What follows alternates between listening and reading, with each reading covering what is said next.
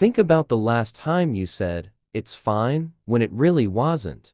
You didn't want to look difficult. You didn't want to risk losing them, so you stayed quiet. At that moment, it felt like maturity, like love, like compromise. But here's the uncomfortable truth most people learn too late. When you compromise too much, you don't save the relationship. You slowly disappear inside it. And the scariest part, you don't even notice it happening until you wake up one day feeling emotionally exhausted, unseen, and strangely lonely, even though you're not alone. This video is not about telling you to be selfish. It's about helping you understand the difference between healthy compromise and self-abandonment, because most people confuse the two. Let's start with what compromise is supposed to be. In a healthy relationship, compromise means both people adjust.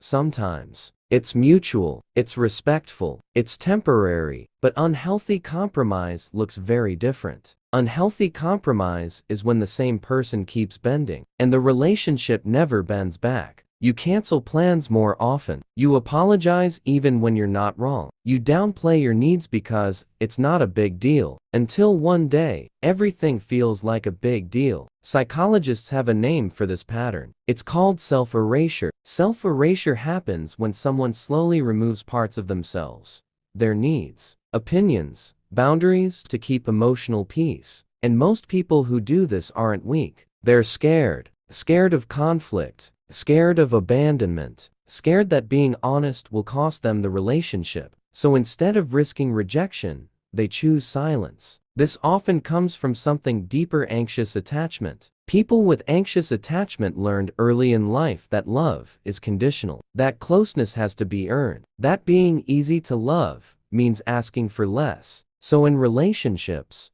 they don't just compromise, they overfunction. They give more, they adjust more, they try harder. And at first, this can actually look attractive. You seem understanding, supportive, low maintenance. But over time, something shifts. Because when one person always compromises, the relationship quietly becomes unequal. The other person doesn't necessarily become abusive. They just become comfortable. Comfortable not checking in. Comfortable not adjusting. Comfortable assuming you'll handle it. And without realizing it, they stop meeting you halfway. That's when resentment starts growing. Not explosive resentment. Not yelling. The quiet kind. The kind that shows up as emotional distance. Irritation over small things. Feeling drained after conversations. You start thinking things like, why do I always give more? Why does this feel so heavy? Why don't they notice? And here's the part no one warns you about. Resentment kills attraction. Not just romantic attraction, emotional attraction too. Because attraction needs polarity, energy, self-respect. When you erase yourself, you don't become more lovable, you become less visible. Now, let's talk about real-life situations. Imagine a dating relationship. One person always adjusts their schedule, always responds faster, always initiates difficult conversations. The other person stays passive. At first, it feels balanced. But slowly,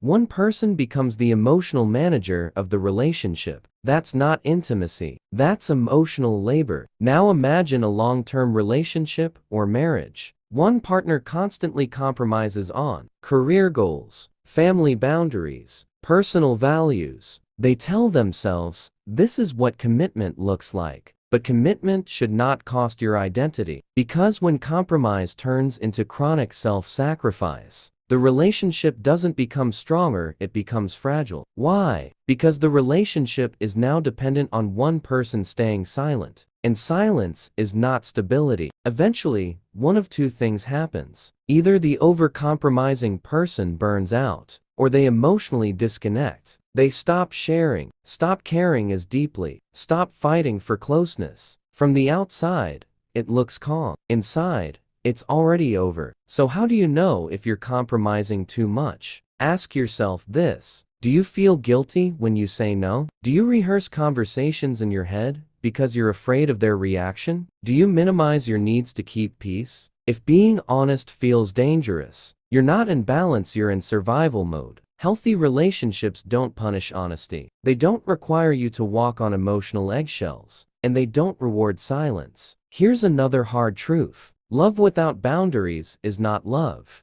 It's fear. Fear of losing, fear of conflict, fear of being alone. And fear is a terrible foundation for intimacy. So what does healthy compromise actually look like? Healthy compromise is reciprocal. Sometimes you adjust, sometimes they adjust, sometimes it's uncomfortable, but it's never one-sided. Healthy compromise sounds like, I hear you and here's what I need too. Not, whatever you want is fine. Because when you constantly put yourself last, you teach people how to treat you. Not through words, through patterns. And patterns become expectations. The good news, you don't fix over-compromising by becoming cold or aggressive. You fix it by becoming clear. Clear about your needs, clear about your limits, clear about who you are. Boundaries don't push healthy people away. They reveal who's healthy enough to stay. And here's the irony most people miss. When you stop over-compromising,